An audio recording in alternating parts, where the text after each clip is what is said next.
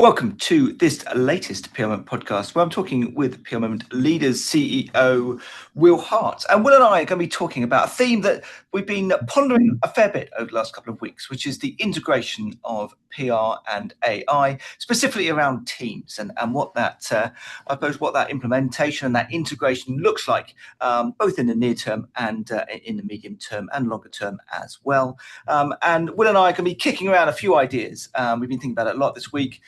Pondering about the implementations of all of that on PR folks out there. And with that in mind, I guess it's a bit of a celebration as well about the frankly pretty awesome speaker lineup for our next PR Masterclass, AI in PR.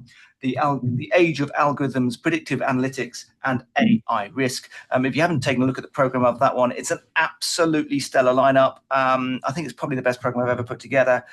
Tickets are flying, so if you do want to come along, I do suggest you grab your ticket fairly rapidly. As ever with our PR Masterclass series, you can come along in person or indeed virtually. We'll include the link to the agenda for that in the show notes, and I'll probably also just talk through some of the themes around that masterclass later on in the show. Will, welcome. Cheers, Ben. Great to be here. Lovely to have you on. Yes, it's a fascinating time, isn't it? I know we were talking about it earlier in the week. What are the themes that we're seeing that are sort of rising to the top, if you like, around that people are having to deal with around AI integration are absolutely fascinating. But at the same time, they're really hard work, and sometimes they're business critical as well. It's a theme and a topic that deserves a lot of attention because it's very, very important. And you are seeing some firms thriving in this environment, and other people scratching their heads a little more. Absolutely. It's amazing to think, isn't it, Ben, that just sort of, 2 years ago, it was very much at a sort of everyone knew it was coming, and it was a sort of an experimental stage.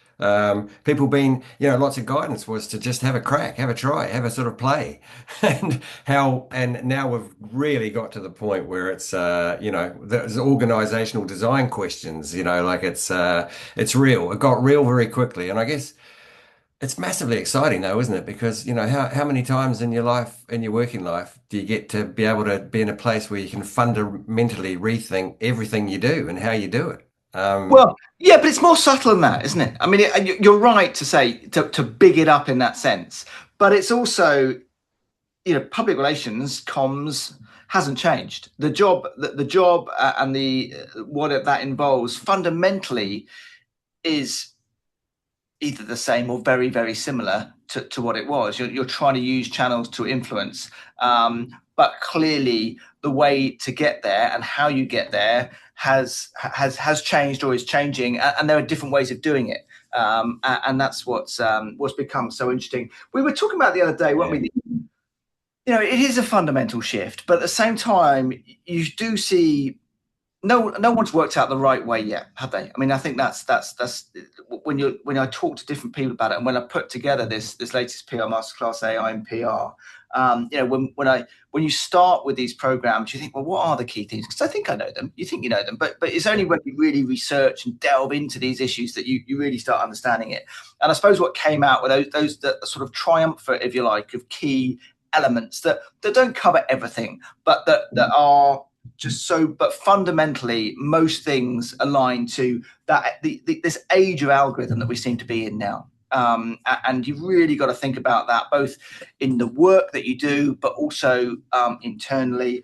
That the issue of predictive analytics. I mean, do you remember when predictive marketing was the stuff of dreams? You could never do it. It was a lovely concept, lovely theoretical concept, but you could never do it because it costs so much. Well, that's over now. You absolutely, we're in that game, and it's it's fascinating to see. So that's really coming through, and it comes through both with the experts we spoke to in the lineup, and it comes through when you're talking to the wider community as well. But then you've also got that risk, haven't you? I mean, there is AI risk, both in terms of communications. Channels have changed, but also there are going to be some winners and losers in this game, aren't there? And there always have been, but I think it's maybe become a bit more stark. Yeah, absolutely. And risk there's different types of risk involved, as you say, and it's interesting talking with the cohort of agency leaders on our PRmoment Leaders program. They're getting that risk pushback from clients actually, where clients are worried about their IP being out there, being used. So there's the commercial side of the risk, but yeah, sort of more broadly, that sort of there's risk in changing the way you operate, but I think everyone does see very clearly that there are huge opportunities in that change and taking that risk and embracing that risk actually. Yeah, But I thought that the podcast you did recently, Ben, with Tom from Accordions, yeah, who leads, I think, AI integration adoption within their wider group. I think he was interesting about the how to handle risk and how to embrace rolling it out within an organization. So perhaps in a more considered way now than people would have said even a year ago when it still was just have a crack, have a try.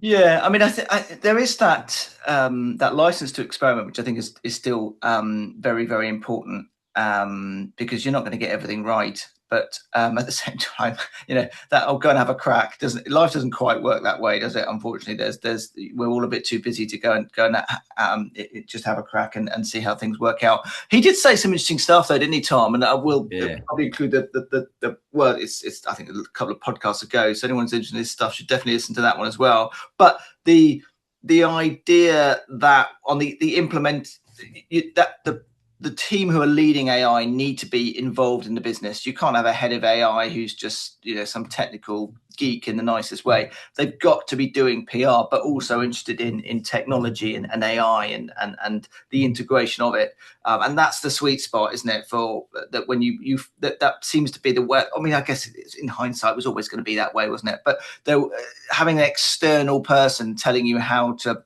do your AI strategy, they might kick things off, but it's never going to work long term, is it? Yeah, and absolutely, and sort of one thing I took from what he said that sounded very sensible was to rather than sort of to attempt to roll it out everywhere, to be very focused and considered. So to roll it out in one particular area, make sure that's working, and then move on. That felt like smart advice. But for me, Ben, the it's just fascinating the questions that it's now opening up around talent, and structure. How long have you been talking with people about the pyramid structures of agencies? And it does feel like this is a proper moment where that can be completely relooked at actually, and it's probably already no longer fit for purpose actually. Yeah, I mean, it's interesting. That will it be the diamond or the sort of not quite Yeah. diamond, but the flat diamond? I don't know. Yeah, it's interesting to ponder, isn't it? But the thing is, people always try and come up with definitive answers on this stuff. It's going to depend, right? The answer will be more nuanced depending on the type of work your agency is doing, and the sort of markets you're working in. So I suspect, you're going to see a very different. I mean, how long has that pyramid structure been the reality within corporate agencies? I'm not sure it's been the pyramid structure in corporate agencies for quite a while. So Yeah. again, I think people are always looking for simple answers, aren't they? One-liners. It's not going to be that Yeah. way. It's just Yeah, it's but not.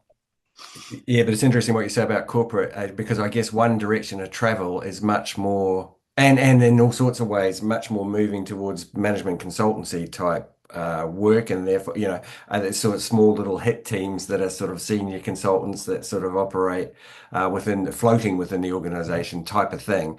That's Yeah. one route. That's one route to go. But I guess in terms around the pyramid and around talent, there does feel like there's that massive out there question that no one's properly answering yet, I don't think, but everyone knows it's there. It's like, okay, if AI tools can deliver all the grunt work, the sort of the sort of admin work, the sort of the research, everything that you had your juniors doing. I challenge that though. I don't think they can. I mean, they can be a tool to help you speed up that research process. But my goodness, I mean, you need people who know what they're doing at the heart of that, right? So I don't get me wrong, the blend of that team is going to change. Of course it was, but the idea that some agent is just going to do this or that, and that came through with the speaker lineup of the on the program. We always make sure we have include different voices. Yeah. So it's not all one way, right? But there are people who say, yeah, you can restructure your agency, Will, and it's going to be more efficient, and you'll have agents doing this and that, and etc. And we're talking, we're trying to summarize the whole event, but that we've got people like that. But then you've also got speakers saying, well, you're making all this stuff more efficient, but are you making your work more effective? So, you've got to be really, and again, I stress there's no answer. I'm not coming at this with answers, but it's really important issues that you have to think very closely about when you're implementing this stuff, because you might run the most beautifully efficient business, but actually if you're not very careful, your quality of your work, your insight may well decrease. The other, I just want to come on to talk about, because it's something we've discussed. I know the challenges for in-house teams and agencies, and in a sense they're similar but different and related. Yeah. But it's really interesting to think about, isn't it? And neither of these are in isolation, right? They both impact each other. But for in-house, they have suddenly, well, we talked a lot, haven't we, in recent years about that breadth of responsibility for in-house communicators increasing. And my goodness, this stuff has just put that on steroids, hasn't it? I mean, AI has meant that all the issues that were you could sort of see coming down the line, that the communications director or the CCO or whoever's got that reputational responsibility within the business, that it was coming. It's now here, isn't it? It's now here, and trust, reputation, IP protection, crises just happen so rapidly. The CEO and the board are all far more on this stuff than they were a few years back, because it's so much more important and so much more impactful on the business. So that in-house role is a fascinating one, isn't it? It's become a very, very interesting role now. It really has. We on our PRmoment Leaders program, we just recently had Clara Bew talking about, from Alwyn, UK, talking about actually that evolving world, evolving role for in-house, and yeah, it's changing at pace. But actually, back to your other point, your earlier point, Ben, while that change is going on, the fundamentals do remain the same as well. We're just in very interesting times when it's both changing and not, and how to figure out what to focus on, what to prioritize is almost one of the key things at the moment, I think. Yeah, but I mean, what was that list? I mean, I was thinking about the other day. You got AI governance. I mean, it's not going to make you jump out of bed in the morning, but it's so important, right? You've got protecting corporate reputation. You've got the whole area of fakes and deep fakes, and the impact on those on the business. Compliance regulations about AI. I mean, that's coming down the line, isn't it? I mean, clearly that's specific to each sector, but goodness me, banking, cybersecurity, it's massively important. And then we've got this whole new area that we hinted at a moment ago around predictive analytics.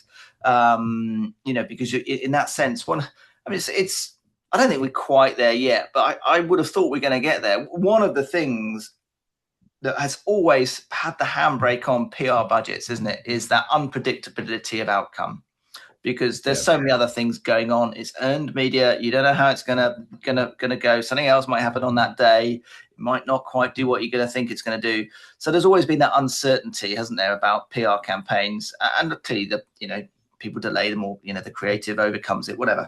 But predictive analytics isn't going to take all of that risk away because of events.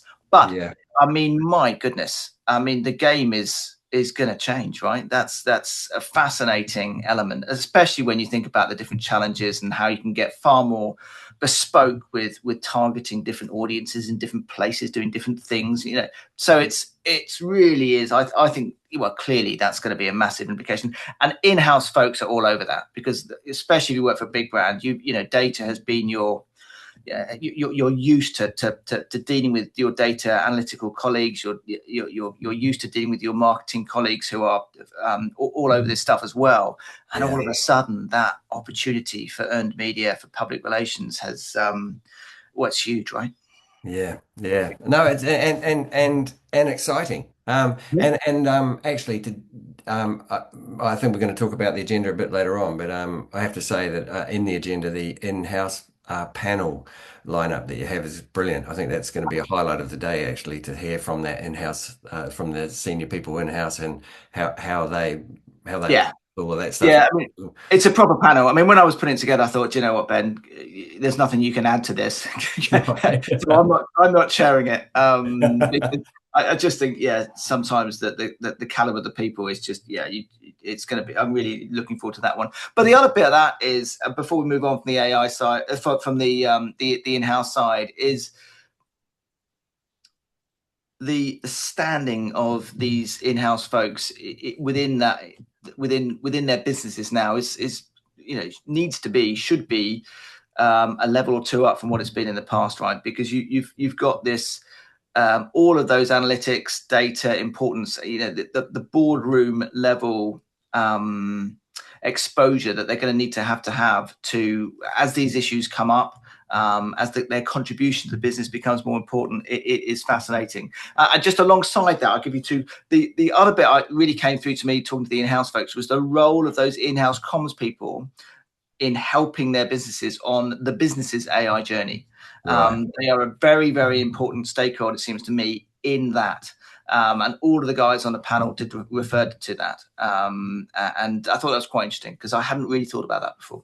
Yeah, that's fascinating. I guess we are looking at the elevation of comms within the organization, aren't we? And and AI is an important part of it, but it's wider than that as well. So I think that's so true. It's all interconnected. It's all, if any of these things were having in isolation, you go, oh, that's quite interesting. They're all interconnected. Absolutely. So if you're not doing it, it's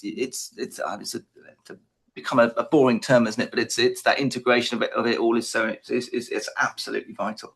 Yeah, and another context piece that keeps coming up in PRmoment Leaders from all the masterclasses we do with I think of, like, for example, Caroline Fisher from Essex, where earned first storytelling is in the ascendant. So all of this AI stuff that agencies have to think about and implement, roll out, and is within the context of it being of the opportunity, the business opportunity for PR being really, really strong. So it's amazing.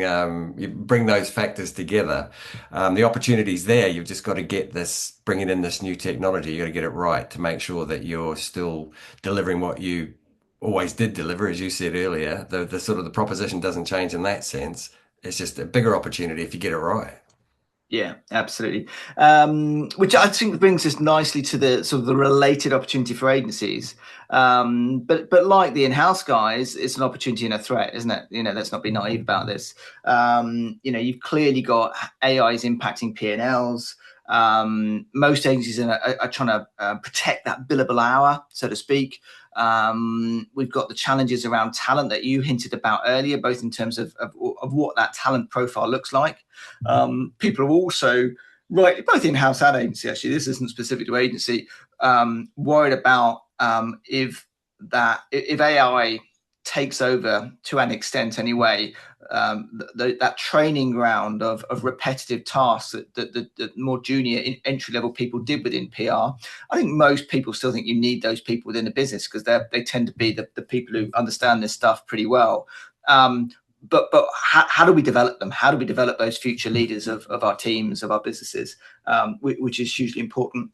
And then you have got, I mean, Mike Robb's, I'll talk about it in a moment or two about the program, but that Mike Robb's going to be from Boldspace is going to be talking about it, but that the use of agents and the extent to which you restructure your workflow of your PR team. And that's a story. You could take that approach in house just as much as you can agency, by the way. So it's again, it's a related field. Just as an aside around agents, did you see there was a story in the Wall Street Journal earlier this week that companies have a new AI problem because there are too many agents within there because they've been letting, corporates, in-house side, Yeah. particularly they've been letting people run wild for quite a while now. Well, And it's the point we made earlier about governance. yeah, Honestly, that came through on a number of the speakers who were talking. right. Is absolutely right. I mean, you know, it's you joke about it, but you've got to be careful, right? You have to Yeah. have governance oversight. Otherwise, as you say, it's going to get out of hand. Yeah. Quite quickly as well. Yeah. That that that that, that is fascinating. But I think back to the talent thing, Ben. I find that the most interesting thing because it's like, we've got some really, we've got some really great, smart, creative people within the agency landscape now. How do we ensure that keeps pace, and what do we have them focused on? I heard a really interesting thing the other day that said actually. Um, in a world where the tools can provide, lots of sort of quickly analyze things and research and find answers, it's really important to be asked. The key skill is to be asking the right question, you know. Point. So, that's going to be that's going to be a key skill, and to ask the right question, you've got to have that sort of broad-based intellectual curiosity, so the type of people that you're bringing in um, uh, are the ones who can and have great judgment and ambiguity. Like the tools aren't great when there's ambiguity involved. That's still a human skill, particularly. No, well, I mean, I'll run to the lineup in a moment, but a number of the speakers said if your strategy is the integration of tools and agents in your business, it's a race to the bottom Right. because everyone's basically got access to that. I mean, there'll be variations on that theme. You might get a better deal from the tool provider. You might get a better tool. You might even develop one yourself. But that's a slightly different. That's a nuance on my main point. That it's always been about talent. Public relations we don't know. There's no certainty. We might all end up in a world of PR automation. I doubt it. Talent is going to be vital to everything.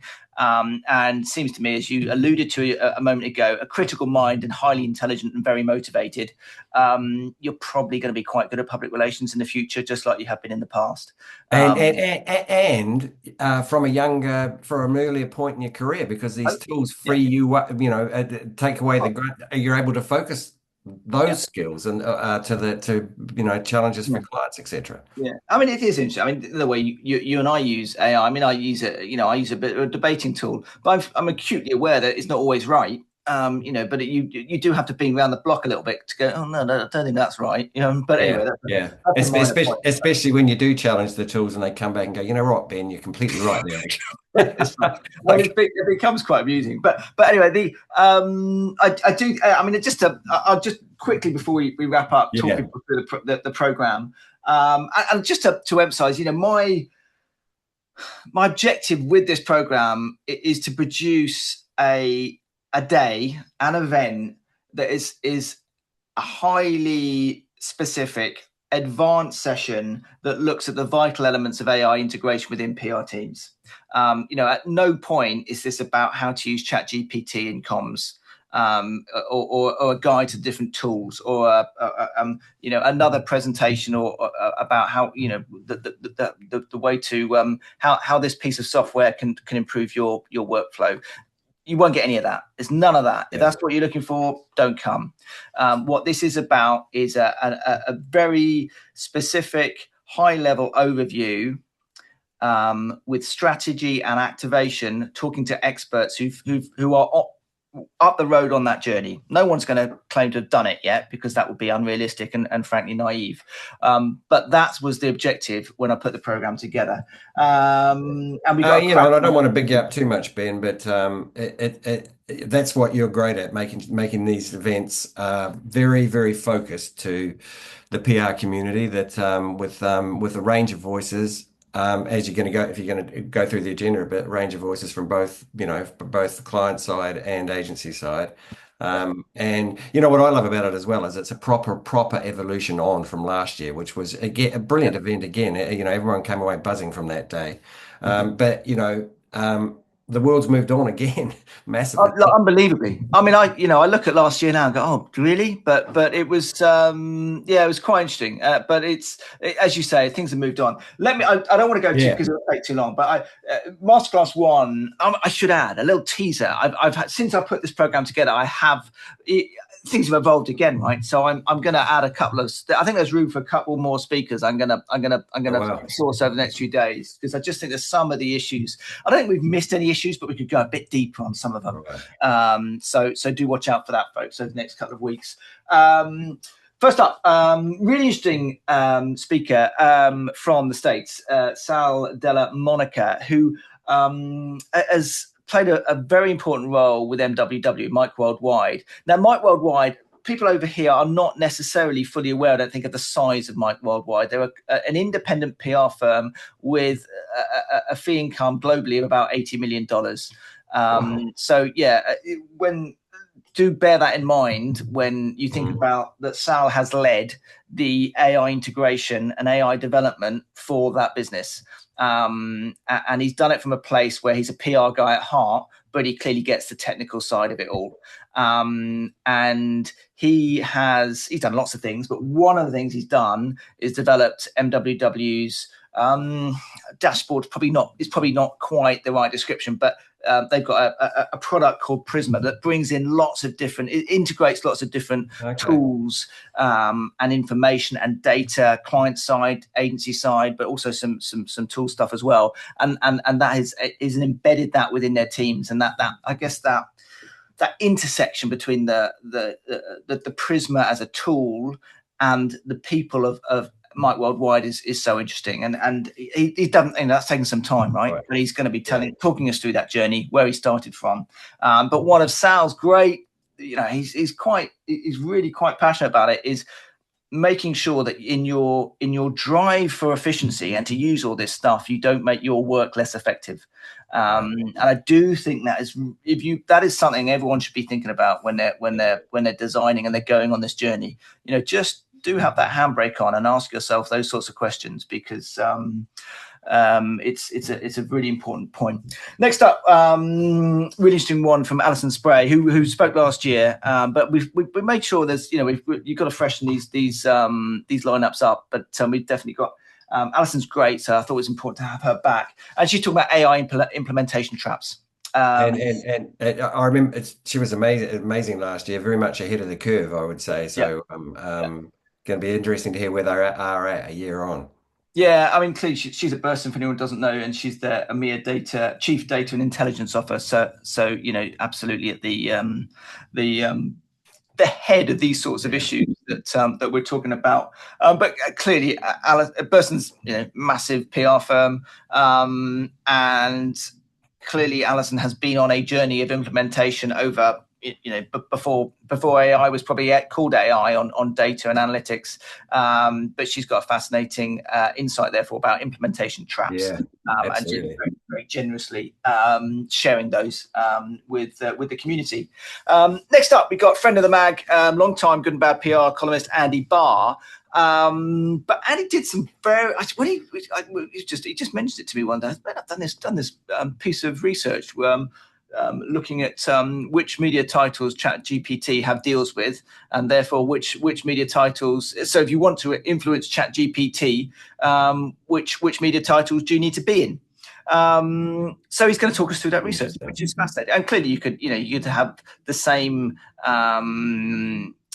insight and conversation and analysis of any of the LLMs, but the learnings from it are fascinating, because what you'll see, and I won't steal Andy's insight, if you like, but what you see is that some publishers massively over-index, but for very specific things. So it's when it comes to LLM results. So that's going to be really interesting.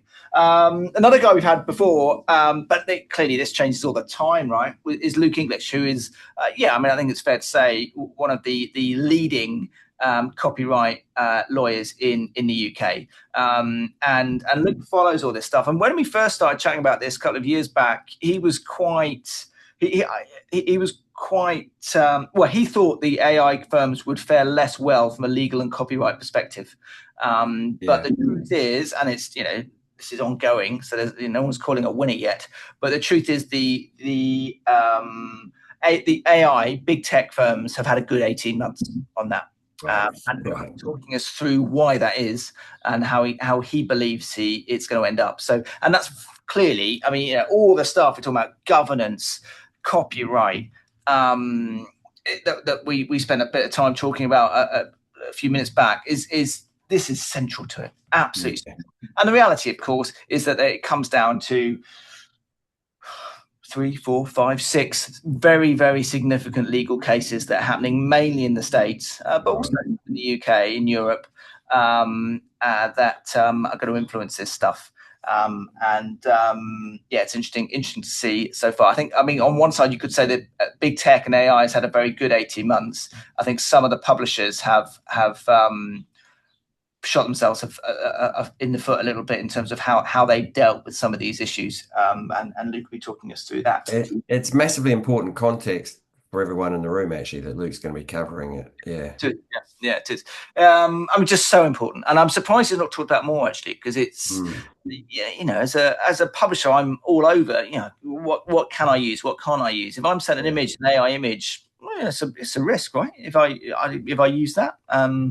So it's, it's clearly brands can get themselves in all sorts of trouble in more significant ways than that if they're not very, very careful. And it's important to understand the legalities of it. Masterclass 5, we got Kat Arnold, who is going to be talking to us about PR's opportunity, AI opportunity, I should say, and also PR's missed AI opportunity. And she's worried. I mean, Kat, if you haven't followed it, Kat has been at the absolute epicenter of Golin, but also she's one of the key innovators within AI, LLMs, within public relations, I would say.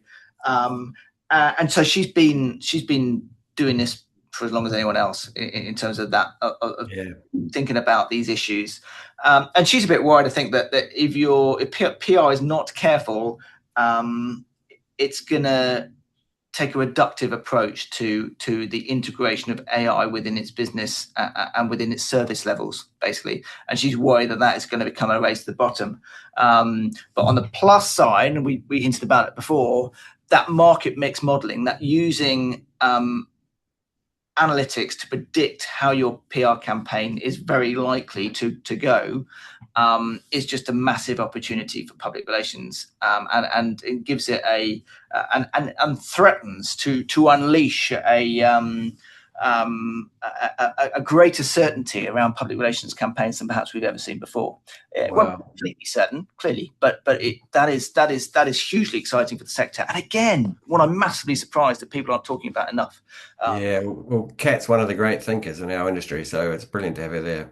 Yeah, absolutely. And then Mike, I mentioned a minute ago, that Mike Robb has done some really interesting stuff with Bold Space in terms of reworking their agency, their team around AI and agents. And this, I think, is as applicable to in-house teams as it is to agency teams. No one's suggesting that you replicate everything that Mike has done, but there are some lessons there, I'm sure, for every single leader out there within PR. And clearly lots of people are using agents now, but I guess he's a bit ahead of the curve on that. He's been through multiple stages of experimentation, and has got to a place where it's working. So it'd be great to hear his insight on that. You know what, and fair play, Ben, for getting Mike. That I think that's one of the huge things of value of a PRmoment event like this, is that you get people who are, peers, speaking to a room full of peers. It's not about selling at all, as you say. It's about actually being generous with talking through to people that are potentially even competitors of yours, etc. In that wider space, being generous with your sharing what you're up to and learnings that you're taking away. So that Mike sessions will be particularly valuable, I think. Yeah, and I think that's one of the great things about the public relations sector. Actually, people are quite generous. All boats float on a rising tide and all that type of thing, Will. But yeah, I do flag this a lot, but there are no sponsored spots at PRmoment masterclass events. So there are no pitches. It's a salesperson free environment, if you like, and I think that's absolutely vital, because if I paid for a ticket to go to these sorts of events and then you just get bombarded by pop-up stands, it does sort of cheapen the environment a bit, frankly, doesn't it? But also just at the level, and that's what I love with PRmoment Leaders, is we have a cohort of agency leaders that, we also, we speak a language, don't we, PR people? It's in these days we're bringing people out, PR people together in a room to sort of step away from the mad day to day and think about the big picture, etc. It's so worthwhile.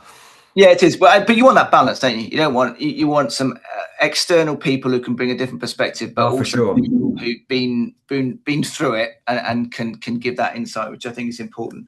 Yeah, it's got to be a mix of. There's got to be challenges, and there's got to be. We want to challenge everyone as well, right? And so, that's the thing with all this stuff is there is no one answer. I mean, if anyone's coming to anything like this thinking you're going to get a one sentence answer. Unfortunately, my dear fellow, it's not going to be that way. The answer is going to be it depends, but what you need is some ideas, some context, and some insight to make the right decisions, hopefully. Next up, we've got Graz Belli, who is from Third City, who are doing some very interesting work on their GEO journey, I think it's fair to say. But Graz is going to be taking a step back from that a little bit and just asking some bigger, wider questions around the automation of marketing. Why human context is still so important, and I guess that intersection of automated marketing and humans, and where that balance might be right now and where it might be going in the future. And within that context, she's going to be talking about PR's tooling problem, and just trying to find that sweet spot between people and AI. And if you've not heard Graz talk before, it's very, very good speaker. So I'm looking forward to hearing her speak. Brilliant. And then next up, we've got Harriet Mayer, who is another. I think we've got a couple of people from last year, and Harriet's one of them. But I thought it was absolutely vital to have her back, frankly, because she is absolutely all over how journalists are using AI. And fairly obvious. I mean, everyone, including myself, talks hugely about the enjoyable evolution of PR, but clearly media relations, the media journalism is, goodness me, that's still the most important bit, right? There's lots of other wonderful elements we can all go and play with, but that journalism, media relations part is, very goes without saying. Don't lose that bit. Public relations, that's vital. And Harriet is an ex-journalist, and is going to bring a really interesting insight to how newsrooms are using AI, because she advises them on how to use AI. She runs training for them, and she talks to all the big publishers, pretty much, around how they can integrate the use of AI into their journalism and their newsrooms, and fairly obviously that is an absolutely vital insight if you work in public relations. 100%. Then we've got this panel, which is, we were yarning about it earlier, wasn't it? I mean, I don't want to upset other panels I've put together, but I'm not sure I put together a better one than this one. Put it that way. This is an in-house panel about how in-house PR and comms teams are using AI.